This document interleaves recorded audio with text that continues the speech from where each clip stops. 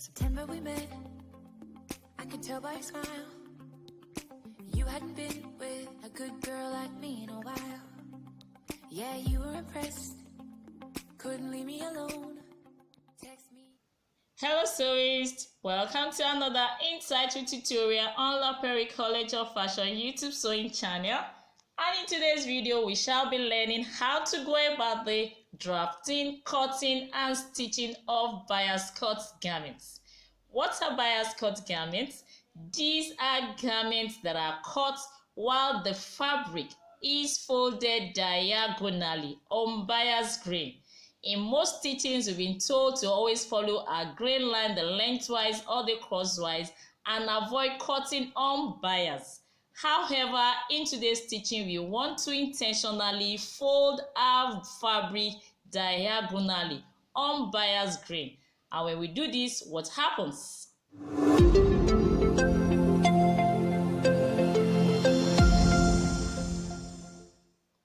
So for today's tutorial, I have here with me my chiffon fabric, which is static, both lengthwise and crosswise grain, static, and this is about 5 yards. I also have here with me my lycra lining, which is static, lengthwise, but stretches crosswise grain. I also have this lining that is static, both lengthwise and crosswise. I'm just using this for an explanation. So the first point you need to note about bias cut garments is fabric needs to be folded diagonally. So I'll go ahead now, putting my fabric on fold diagonally, and when I do this, the fabric tends to pull. Looks like it's stretching, but it's not stretching. It's a static fabric. Can you see? So I'll be going ahead now to be making use of my basic bodice pattern to be guiding me for the shoulder and the neck region. And here is my neck style line. And this takes us to point number 2. The neck style line for bias cut garments are usually cano neck or V shape. We cannot be doing a square neck, sweetheart neck, scalloping neck on bias cut garments, because we'll be folding our fabric diagonally and fabric tends to pull. So any structured neckline cannot work on bias cut garments. So I'll be making use of my bodies to cut the upper part, while the lower part will be drafted freehand. Starting from the back piece, I'll reduce my shoulder width, and that takes us to point number 3. All measurements across the shoulder line, the bust circumference, the waist circumference, even the hip circumference has to be reduced, or we make use of the actual measurements. On the other hand, point number 4, all measurement lengthwise, the back length, the location of the hip line, and the overall length of the garment has to be increased. Why is this so? Fabric is already diagonal with stretches. So to get the slim silhouette, we do not need any form of seam being added. Instead, we might even need to reduce our body measurements. This now depends on how elastic the fabric we are using is. So we need to check for elasticity of the fabric. I think I pronounced it well. So to do this, we first secure our pattern. Then we'll pick a particular measurement. I'll be doing about 10 inches. I mark my point this way. Placing my tape measure on the fabric. Then from that point mark, I try to pull my fabric to get the maximum amount of stretch the fabric can give us. So with this now, I can go ahead to know whether to use my actual bust measurement or reduce. This is 9. So let me first check what 9 inches will be giving me. So I pull. Can you see? I still have so much. So I reduce further, making use of 8 inches. Then I check what that has. Even with this, I can still get my side seam allowance. So I'm good to go using 8 for my bust instead of 9. So I go ahead now to reduce my measurements from the shoulder now, lowering my armhole further. Then even the side, the width of the pattern will be reduced. So this is what we'll have. So I can go ahead now to cut my neckline and the shoulder line and even the armhole. But for the armhole, we do not need to add any form of seam allowance to it. Likewise to the side seam, we do not need seam allowance at all. So let me reduce what I'm having at the armhole further this way. So we talked about increasing the length of our garments.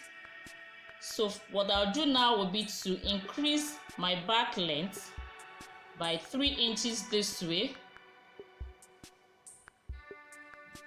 Likewise, the location of the hip line, originally we should have between 8 to 10.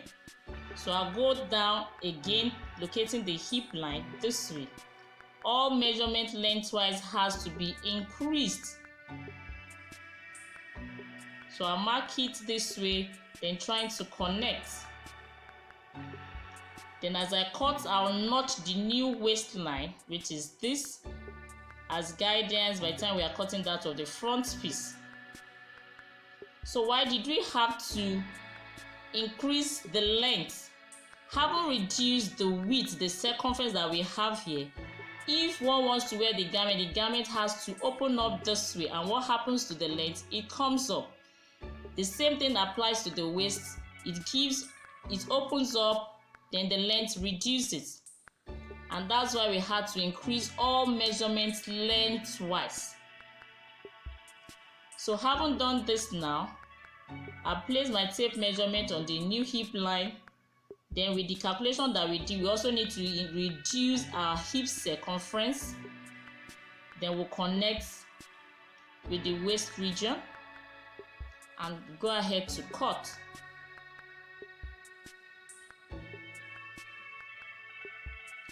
So we go ahead now to take the overall full length. And to do this, I'll be picking it from my back length this way. So overall length now is 58. And again, we need to add to the overall length. So I first mark the actual full length, 58 this way, and mark. Then I'll be going ahead now to increase that length, so that by the time the garment opens up, the length will not become short. So overall length 58. So I increase with about 6 to 8 inches or 4. But for this, I'll just be making use of 4 inches. I don't want it too long. So I add 4 inches to the length this way. And you can see there's a shortage here. And that takes us to the next point. So point number 5, there's usually shortage. Having folded our fabric diagonally, there will be shortage at one end because most of the fabric that we have are by 60. But when you're doing short length garments, you might not have this issue. But once it's long length like this, you are bound to run into that issue, but it's nothing. We'll simply go ahead to do our full length. Then later, we'll be joining that fabric at that end.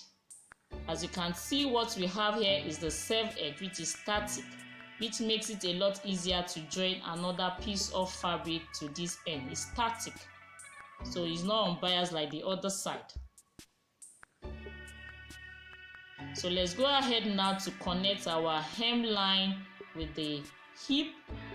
So this is what we'll have.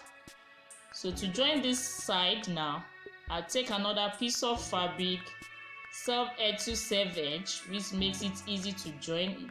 Both sides, both ends are static. So having joined now, I'll be using the other side, the one underneath now, as a guide to trim off the edges. So here we are. It has been joined neatly and you can see it's not obvious. And that part is static. So this is what we have for our back piece already drafted this way. So we'll go ahead to do that of the front piece, and here is my pattern, the bodies for the front piece. And I've gone ahead to mark out the reduction on the armhole and likewise at the side seam. So I place the front pattern this way, and I'll be making use of my back piece to be able to do the lower part. So I place over the back piece, aligning at the waistline this way, so that I'll be able to get the full length that already been done on the back piece.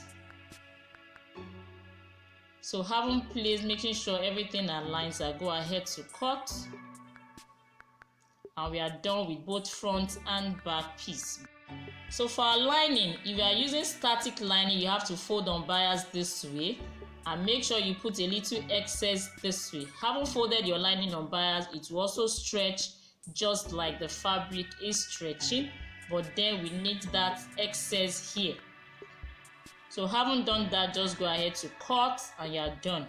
But I'm not making use of this, I just want to use it as explanation. So here's the lining. I'm using the lycra, which stretches, so I don't need to fold on bias. I simply put it on fold lengthwise going this way, and it stretches breadthwise.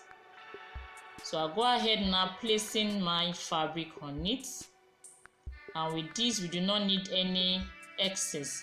Both the lining and the fabric will be equal at the center back this way.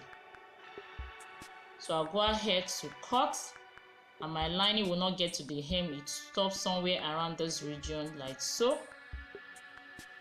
So starting from the neckline, I cut,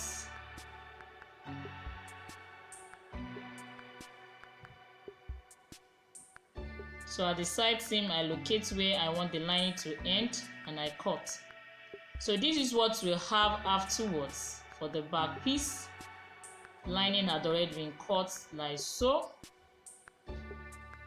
In the same way now, we'll go ahead to cut that of the front piece. So here we are, lining cut for the front piece as well. And we are done. And you can see there's no zipper allowance, and that takes us to point number 6.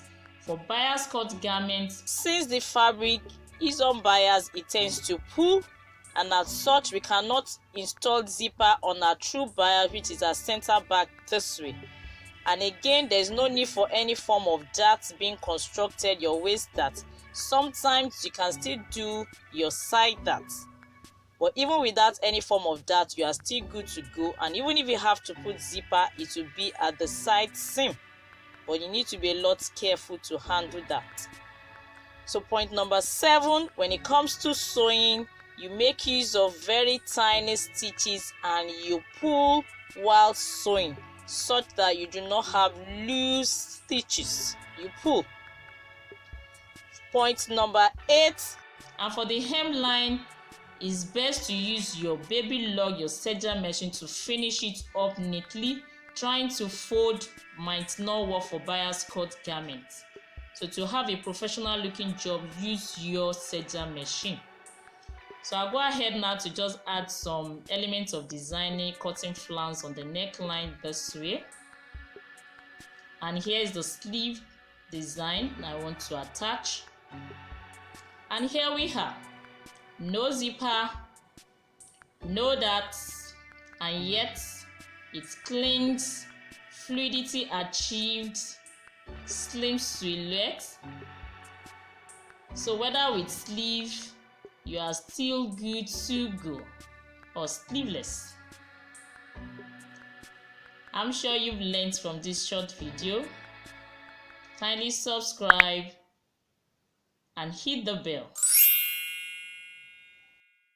La Perry College of Fashion, raising professionals.